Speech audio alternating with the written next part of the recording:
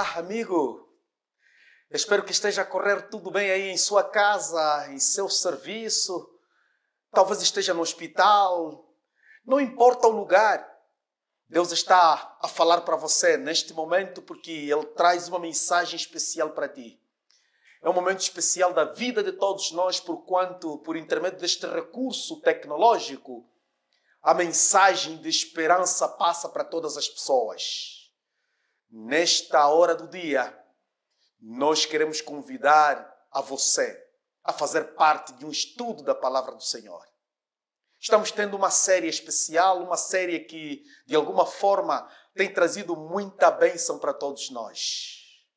E eu quero pedir a caro telespectador a prestar bastante atenção para o tema de hoje. Falaremos de um assunto muito interessante, coisa pior. O tema é assim, convidativo, de certa forma, porque coisa pior, o que é isto? Coisa pior, você precisa prestar atenção para perceber isto aí. E aí eu quero convidar a lermos a palavra do Senhor. Mas antes da leitura, vamos orar a Deus. Maravilhoso Deus, Pai de nosso Senhor Jesus Cristo e nosso Pai também, nós te somos gratos nesta hora do dia, porque o Senhor está perto de nós. Estamos felizes porque mais uma vez nos providencia este momento da leitura da Tua Palavra. Queremos convidar o Santo Espírito a se fazer presente no coração de cada pessoa que está nesta hora conectado a acompanhar este programa para poder receber a Tua bênção.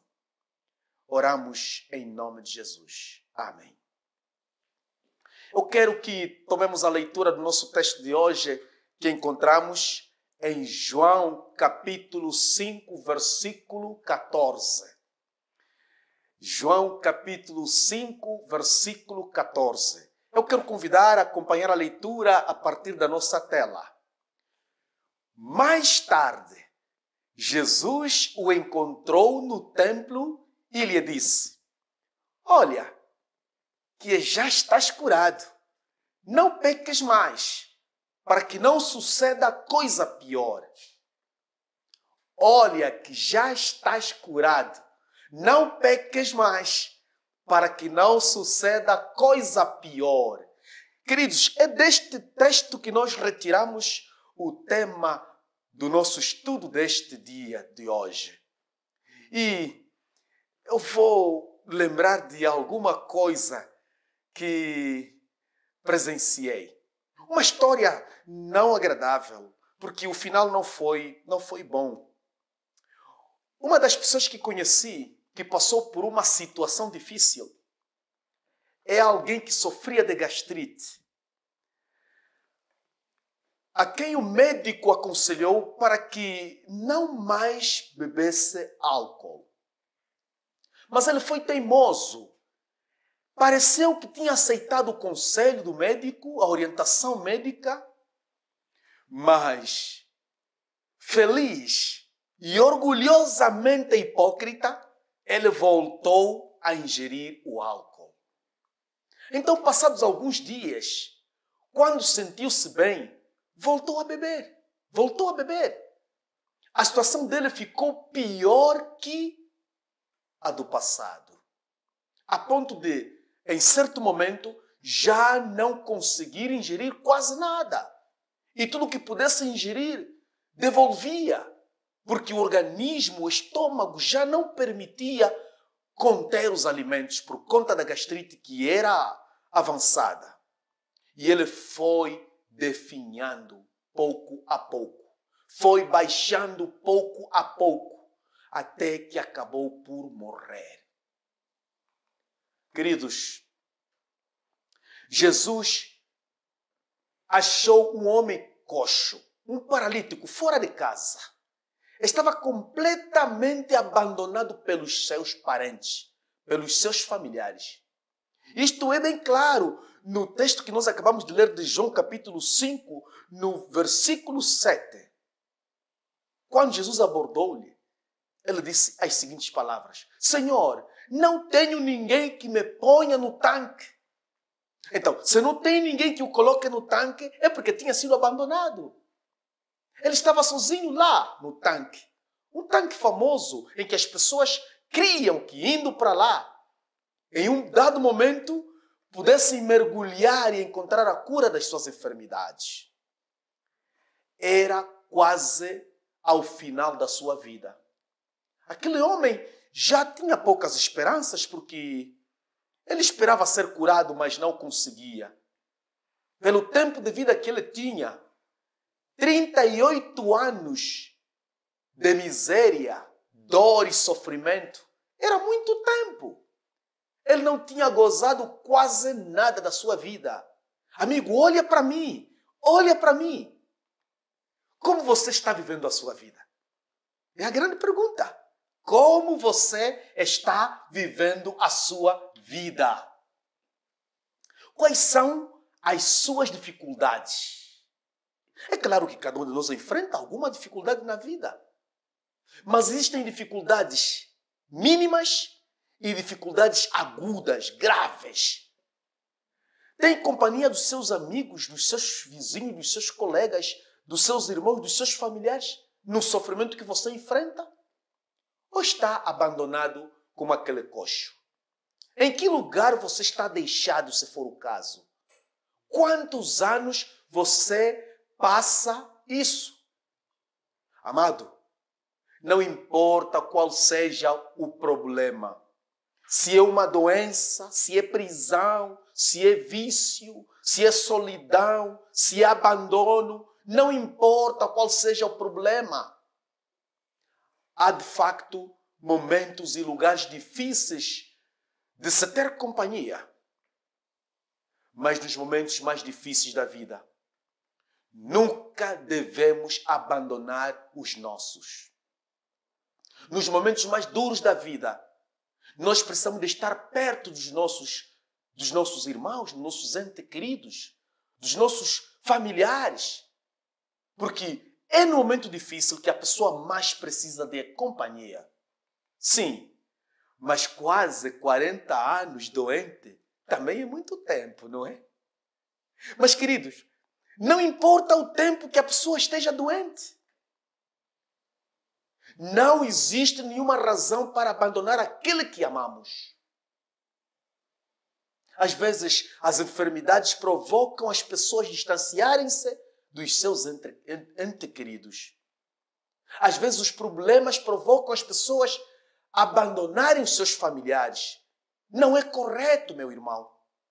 Nós precisamos de estar perto da pessoa que sofre, ajudá-la. Aquele homem coxo tinha sido abandonado. Abandonado pelos seus familiares, abandonado pelas pessoas próximas.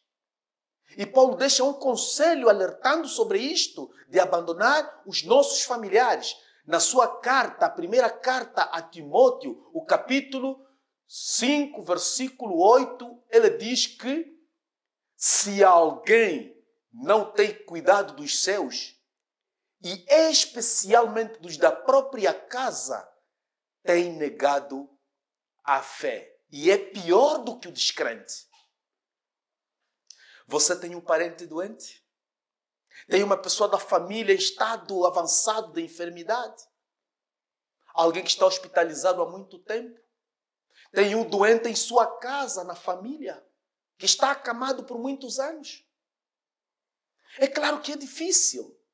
Porque diz-se que quando alguém está doente, e está em estado avançado de enfermidade, quem é o maior doente é aquele que cuida dele. O maior doente é aquele que cuida do doente. Estou lembrado quando meu pai ficou doente. Meu pai ficou doente por muitos anos. E antes da sua morte, minha mãe era obrigada a estar constantemente perto dele.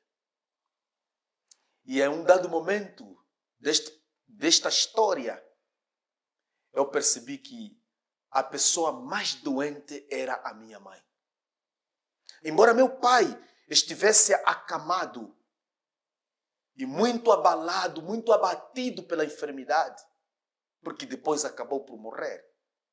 Mas eu percebi que minha mãe era a maior doente, por estar perto do esposo a cuidá-lo. Queridos, este é o princípio bíblico que Deus orienta que as pessoas devem estar perto dos seus familiares quando se encontram em situação difícil. Não importa o problema. Há pessoas que só são amigas no momento bom. Só são familiares no momento bom. No momento difícil, eles abandonam. No momento difícil, eles procuram outros amigos, outras pessoas. É um tipo de relação interesseira que não tem um vínculo profundo de relacionamento. É um tipo de relação superficial. É um tipo de relação hipócrita, que é só de momentos de alegria. Estou falando para uma mulher que está com dificuldade da enfermidade do seu esposo. Estou falando para um homem que está com a esposa doente. Não se esqueça do voto que você fez no dia do casamento. Eu vou amá-la, eu vou protegê-la na doença, na prosperidade, na saúde. Em todos os momentos da vida eu estarei perto dela para amá-la e protegê-la. Foi a promessa que você fez. Foi a promessa que eu fiz. Foi a promessa que cada um que um dia se uniu em matrimônio fez. E aí, no momento da verdade, é que você vê. Tem gente que faz o divórcio na hora da enfermidade. Tem gente que abandona a casa e vai para longe. Inventa uma viagem. Cria uma situação. Faz uma acusação para poder se libertar dessa pessoa que está enferma. Queridos, Paulo diz que se alguém não tem cuidado dos seus, e especialmente os da própria casa, tem negado a fé. E é pior do que o descrente. É claro que Paulo não apresenta esta sentença, esta palavra, esta orientação, este texto na perspectiva somente de casos de enfermidade. Mas em tudo que é cuidado, em tudo que é acompanhamento, em tudo que é zelar pelos nossos próximos, Paulo aconselha que nós devemos cuidar dos nossos. Amados, você está cuidando de alguém há muito tempo? No hospital, em casa, numa terra distante da sua casa? Jesus está perto para ajudar você. Jesus está pertinho para ajudar você. Aquele coxo foi abandonado lá perto do tanque de Betesda. Bem pertinho do tanque ele foi abandonado. E não conseguia se locomover, porque ele era coxo. No momento que devia mergulhar, não mergulhava, porque faltava alguém para ajudá-lo. Talvez alguém esteja abandonado pela família em algum lugar, em casa, no quimbanda, numa igreja, que dizem que cura, no hospital, na rua, no beiral, num lar de jovens, num lugar qualquer. E a minha pergunta agora é: quem o abandonou ali? Quem o abandonou nesse lugar? Ah, queridos, não se preocupe. Talvez possa ser uma pessoa amada, mas você não está abandonado por Jesus. Jesus está perto de você para ajudá-lo. Amado, o alerta para você que está passando por uma situação de alguém da família doente, alguém em situação de reclusaria, está lá nas penitenciárias, preso, que precisa de acompanhamento.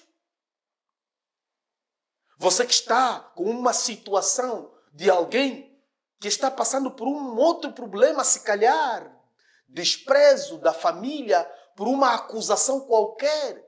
Sabe, tem gente que está abandonada porque é acusada de coisas que talvez até nem sabe. E os amigos que escutam isso, em vez de acolher, vão mais distantes ainda. Os familiares abandonam. Essas pessoas precisam de ajuda, de acompanhamento. Porque quando alguém está abalado por uma situação e as pessoas próximas se afastam dele, piora a sua situação, porque o afastamento das pessoas próximas é a sentença, é o consentimento de que o que estão a acusá-lo é verdade. Amado, não abandone o seu amigo. Não abandone o seu irmão que está passando por situação difícil. Jesus acolheu-lhe ali e dirigiu-lhe aquela pergunta incitante da confirmação da fé. Queres ser curado? Imagina a surpresa, né? O suspense que ele teve. Queres ser curado? Mas é o que ele precisava. Por isso estava aí.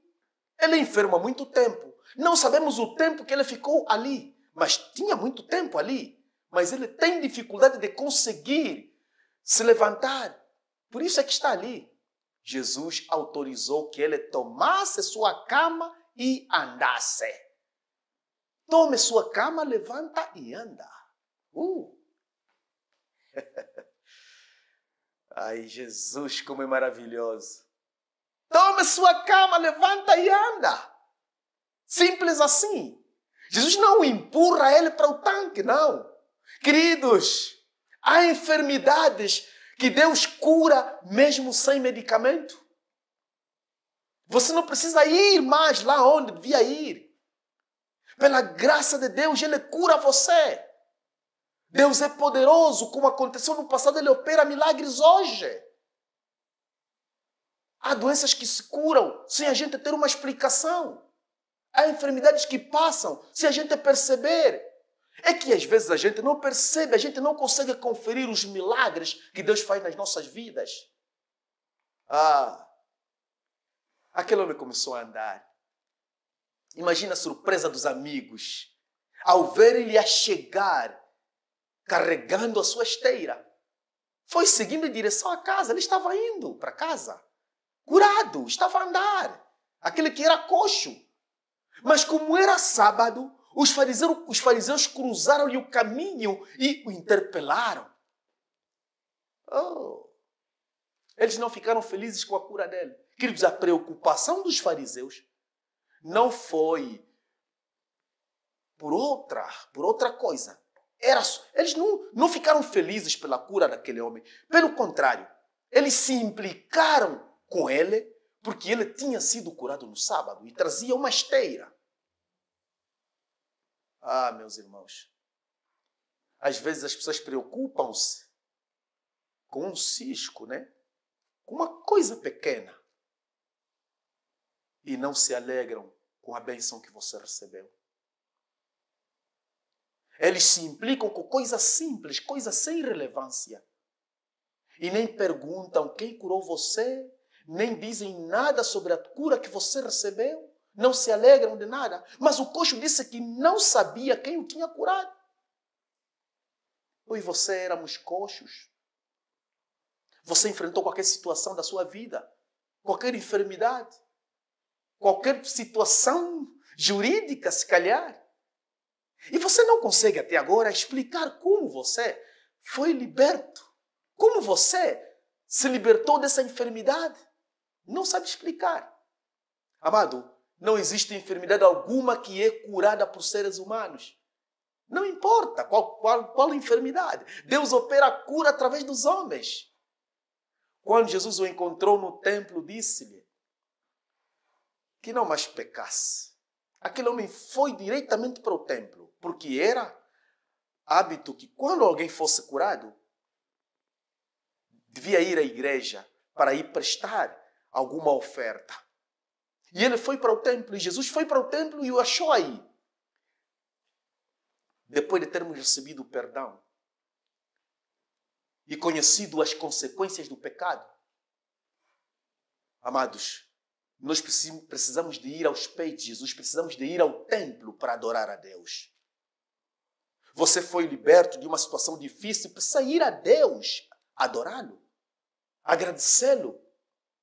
E um outro detalhe, depois de nós termos recebido o perdão do nosso pecado, depois de nós termos sido libertos de uma situação difícil, não importa qual situação, se nós não mudarmos de atitude, coisas piores podem nos acontecer. coisas piores acontecem para aqueles que continuam a pecar. João diz isso claramente em 1 João capítulo 3, versículo 6, dizendo: todo aquele que permanece nele não vive pecando.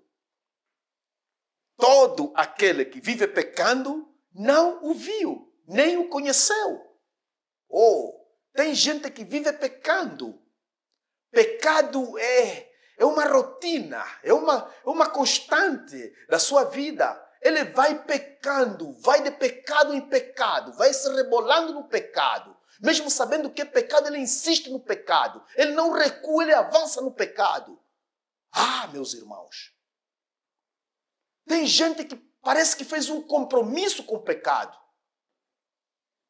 É claro que somos seres humanos pecadores, mas não podemos ser pecadeiros, não é? Aqueles que vivem pecando.